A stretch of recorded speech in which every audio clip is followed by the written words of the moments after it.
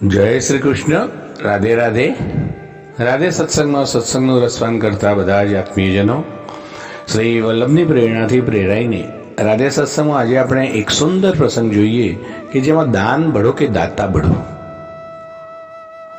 પરંતુ તે પહેલા આપે રાધે સત્સંગ ચેનલને સબસ્ક્રાઇબ ન કરી હોય તો સબસ્ક્રાઇબ કરશો, જેથી નિત્ય સત્સંગની જાણ આપને થઈ શકે। આપના અન્ય સ્નેહીજનોને પણ તેનો લાભ મળે તે માટે વિડીયો લાઈક કરી શેર કરશો। તો પ્રિયજનો, આપણે એક સુંદર પ્રસંગ જોઈએ, દાન બઢો કે દાતા।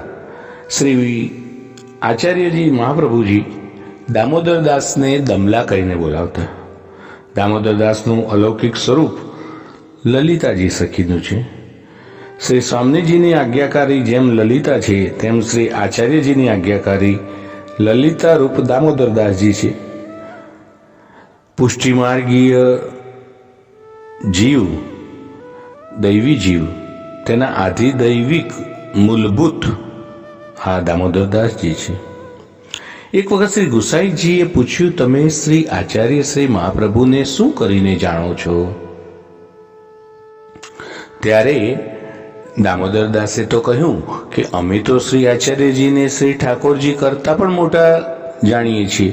ત્યારે શ્રી ગુસાઈજીએ પૂછ્યું, તમે શ્રી આચાર્યજીને શ્રી ઠાકોરજીથી પણ મોટા શા માટે કહો છો? દામોદરદાસે કહ્યું, મહારાજ, દાન મોટું કે દાતા? આ પ્રસંગ બહુ વિચારપૂર્વક સમજવાનો છે કે દામોદરદાસજીનો જવાબ બહુ ગૂઢ અર્થથી ભરેલો છે। શ્રી ગુસાઈજી શ્રી સર્વોત્તમ સ્તોત્રમાં બતાવે છે કે શ્રી મહાપ્રભુજી અદેય દાન દક્ષશ્ચ, શ્રી ઠાકોરજી સિવાય બીજું કોઈ ન આપી શકે એવું આપવા વાળા શ્રી મહાપ્રભુજી છે। મહોદાર ચરિત્રવાન શ્રી આચાર્યજી મહાન ઉદાર ચરિત્રવાળા છે। શ્રી ગુસાઈજીએ બતાવેલ આપશ્રીના આ નામના પ્રભાવથી શ્રી દામોદરદાસજીએ કહ્યું કે શ્રી મહાપ્રભુજીના સ્વરૂપને હું અધિક માનું છું।